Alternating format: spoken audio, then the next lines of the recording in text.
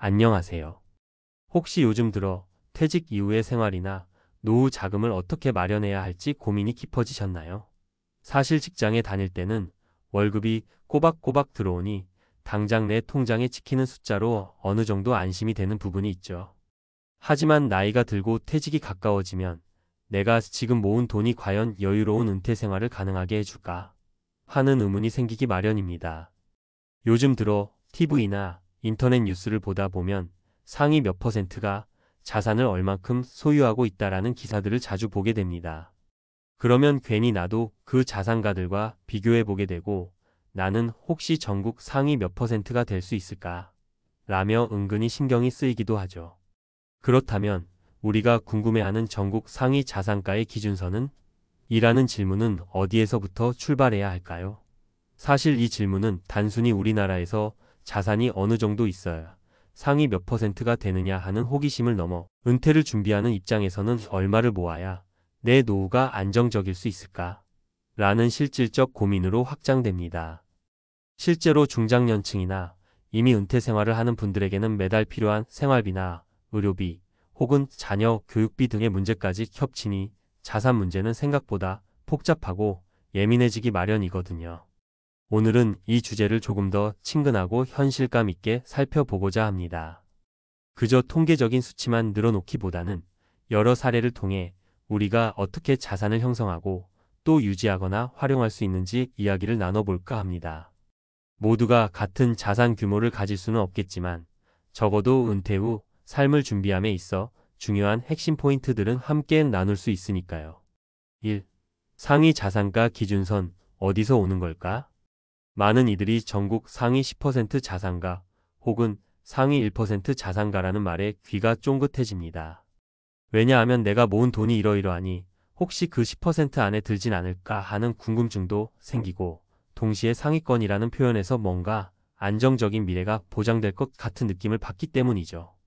그러나 정작 이 기준선이라는 것은 매우 유동적입니다. 통계청의 가계금융복지조사나 한국은행 혹은 민간금융기관에서 발표하는 다양한 자료에 따르면 상위 20%가 소유한 자산의 하한선은 매해 변동이 있습니다. 또 지역별로 부동산 가격이 달라지면 통계에 반영되는 부동산 자산 가치도 따라 움직이죠. 요즘처럼 집값이 오르락 내리락 하는 상황에서는 더욱 그렇고요. 그렇다면 왜 우리는 상위권 자산가 기준선에 집착할까요? 그 이유 중 하나는 내가 잘하고 있는지에 대한 판단 기준을 남들과의 비교해서 찾으려는 마음이 있기 때문입니다. 열심히 일해서 돈을 모으고 집 마련도 하고 아이들 교육 자금도 준비해 왔다면 당연히 궁금하죠. 이 정도면 괜찮은 편인가? 혹은 아직도 모자란 걸까? 라고 말입니다. 하지만 은퇴 준비라는 측면에서 이 상위권의 기준선 자체가 꼭 필요한가를 생각해보면 조금 다른 결론에 도달할 수도 있습니다. 내게 필요한 월 생활비, 내 주거 형태, 그리고 앞으로의 의료비여가 비용 등을 계산해보는 게 훨씬 실질적이거든요. 즉, 전국 상위 자산가의 커트라인이 내가 편안한 노후를 누리기 위한 절대적 기준이 아닐 수 있다는 뜻이죠. 2. 은퇴 준비와 자산 규모 어떻게 연결되나? 그렇다면 은퇴 준비 과정에서 자산 규모를 어떻게 바라봐야 할까요? 중요한 것은 내가 원하는 은퇴 후 라이프 스타일과 내가 모은 자산의 유지 가능성입니다. 상위권 자산가라면 물론 여유롭게 생활할 확률이 높죠. 하지만 꼭 수십억 원을 가지고 있어야만 안정된 노후가 오는 것은 아니라고 전문가들은 말합니다. 예를 들어 매달 관리비나 생활비로 20만 300만 원가량이 필요하다고 하면 이를 충당할 수 있는 연금이나 이자 배당 등 소득원이 충분하다면 설령 통계상 상위 10%는 아니어도 내가 목표하는 생활 수준을 유지하기엔 문제가 없을 수 있습니다. 결국 은퇴 준비는 남보다 더 많이 모으기가 아니라 내가 원하는 생활을 안정적으로 유지할 수 있는가의 문제죠. 자산 총액보다 중요한 것은 현금 흐름이라고도 합니다. 아무리 자산이 커도 유동성이 부족하면 퇴직 후 병원비나 갑작스러운 지출에 대응하기가 어렵고 그로 인해 곤란을 겪는 경우가 생기죠. 그래서 부동산 비율과 금융자산 비율을 적절히 분산하고 연금이나 보험 같은 대체 소득원을 확보하는 방식으로 리스크를 줄이는 것이 핵심입니다. 3. 사례로 보는 상위 자산가 기준선과 은퇴 준비. 이제 좀 더 구체적으로 실제 상황에서 우리가 상위 자산가 기준선과 은퇴 준비를 어떻게 연결해 볼 수 있는지 살펴볼게요. 아무래도 실제 사람이 겪는 이야기가 가장 공감이 가니까 세 가지 사례를 들어 말씀드려 보겠습니다. 사례 1. 은퇴 자금 충분하다 생각했는데 윤영철 가명 62세. 영철 씨는 30년 가까이 공기업에서 근무하다 정년퇴직했습니다. 근속 연수가 길어서 퇴직금과 함께 공무원 연금에 준하는 안정적 생활비를 어느 정도 보장받게 되었죠. 퇴직 전까지 꾸준히 부동산 투자에도 관심을 가져 서울 외곽에 작은 아파트 한 채와 근교의 빌라 한 채를 마련했습니다. 퇴직 후 자산 평가액을 합쳐보니 대략 10억 원 정도. 주변에서 들리는 소식으로는 상위 20% 정도는 되지 않겠느냐라는 이야기에 꽤 흡족해했어요. 하지만 막상 은퇴 생활을 시작하자 생각보다 돈이 빨리 나가는 게 문제였습니다. 자녀들이 결혼하면서 도와줄 일이 생겼고 아파트 재건축 문제로 추가 비용도 들었죠. 또 건강에 자신 있었는데 갑작스러운 병원 신세로 수술비가 필요해졌습니다. 어느덧 쓰임새가 많아지니 내가 상위 20%쯤은 되는 줄 알았는데 이 돈을 계속 유지할 수 있을까? 라는 불안이 엄습했습니다. 영철 씨가 깨달은 건 단순한 자산 총액보다도 실제로 내 손 안에서 굴러가는 현금 흐름과 의외의 지출에 대한 대비가 더 중요하다는 사실이었어요. 똑같이 10억 원이어도 그중 유동화하기 어려운 부동산 비중이 높다면 갑작스러운 지출에 대응하려면 결국 대출을 받아야 할 수도 있고 그럼 이자, 부담이 커질 수밖에 없다는 거죠. 사례 2. 평생 월급쟁이인데 나도 상위권 될 수 있을까? 김미영 가명 55세. 미영 씨는 중소기업에서 오랫동안 회계 업무를 했습니다. 매월 급여는 많지 않았지만 생활비를 철저히 계획하고 조금씩 적금을 부어왔습니다. 그 덕분에 50대 중반인 지금 서울 변두리에 30평대 아파트를 갚아가고 있고 금융 자산으로 2억 원 정도를 모았습니다. 겉으로 보면 평범한 직장인이지만 빚을 최소화하고 차근차근 자산을 불려온 것이 특징이죠.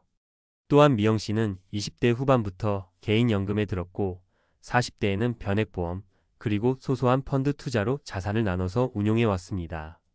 이제 은퇴를 앞두고 보니 주변에서 내 집값이 얼추 89억 정도 하는 것 같다고 하니 누군가는 그럼 미영 씨도 상위 20%가 넘겠는데? 라고 말하기도 합니다. 물론 상위 20%라는 말은 듣기만 해도 조금 기분이 좋을 수 있죠. 하지만 미영 씨가 더 만족스러워하는 지점은 따로 있습니다. 나는 은퇴해도 매달 꼬박꼬박 들어오는 연금이 있는데 그게 우리 부부가 살아가는데 충분한 밑바탕이 될 것 같다는 확신이죠. 집값이 오르든 말든 남들과 비교해서 상위권이든 아니든 일단 수입과 지출 계획이 명확하니 마음이 한결 편안합니다. 사례 3. 사업으로 자산은 늘었지만 불안이 커진 경우 박정우 가명 58세. 정우 씨는 40대에 과감하게 창업하여 중소기업을 운영해 왔습니다. 비교적 빠르게 성공해 회사 가치가 올라가면서 재산도 쑥쑥 불어났죠. 겉보기엔 정말 상위 자산가 반열에 오른 것처럼 보였고 실제로도 통장에 찍힌 금액이나 부동산 평가액이 제법 컸습니다. 그런데 문제는 사업이 한창이던 시절에는 현금이 많이 돌지만 은퇴 후에는 이 수입이 뚝 끊긴다는 데 있었습니다. 퇴직금이나 개인적으로 모아둔 금액이 꽤 되는 것 같았는데 정작 은퇴 시점에 사업 매각이 예상만큼 잘 안 돼서 자산 환금성에 문제가 생겼고 직원들 퇴직금, 정산 등의 목돈이 들어가면서 자신이 생각한 만큼의 현금이 남아있지 않게 된 거예요. 정우 씨가 깨달은 것은 내가 상위권 자산가로 분류되든 안 되든 결국 노후에는 안정적으로 내 계좌에 들어오는 돈이 중요하다라는 사실입니다. 사업 자산이 크다고 하더라도 만일 순식간에 현금화를 못한다면 은퇴 생활을 누리기가 쉽지 않다는 것이죠. 상위 10%고 20%고 간에 정작 써야 할 때 쓸 수 있는 돈이 없다면 그 순위가 무슨 의미가 있을까요? 4. 상위 자산가 기준선, 진정한 의미는?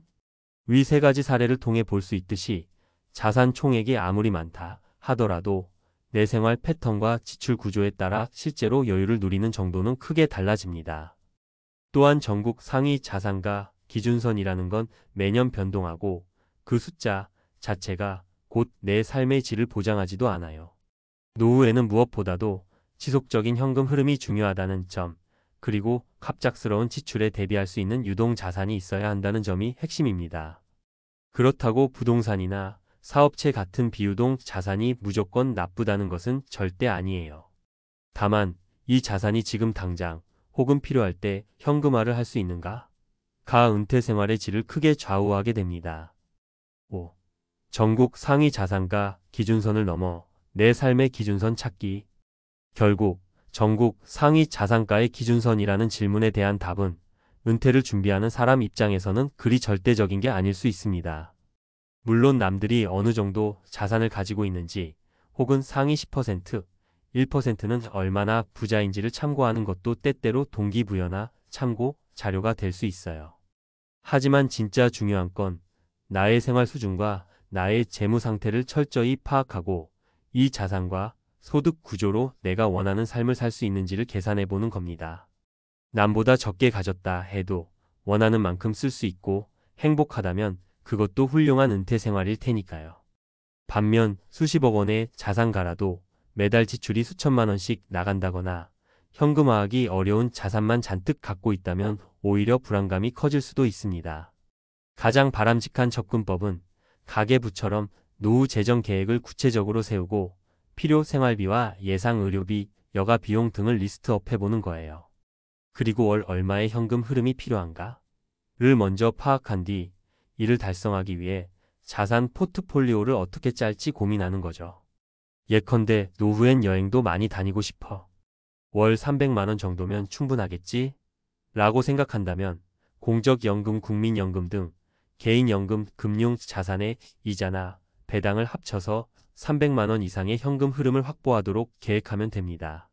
그 과정에서 부족한 부분은 어떻게 채울지 부동산 매각이나 주택연금 등 다양한 옵션을 고려해 볼 수 있겠죠. 6. 마무리하며 나만의 기준선을 만드는 법. 자, 이렇게 길게 이야기를 해봤는데요. 결론적으로 전국 상위 자산가의 기준선은 얼마다? 라는 단일 답변은 사실 크게 의미가 없을 수도 있습니다. 상위권에 있다고 해서 무조건 풍요롭거나 안정적인 것도 아니며 중산층 수준이어도 현금 흐름이 잘 돌아가면 오히려 훨씬 편안한 은퇴 생활을 누릴 수 있으니까요. 그래서 은퇴 준비에 있어서는 나만의 기준선을 세우는 게 무엇보다 중요합니다.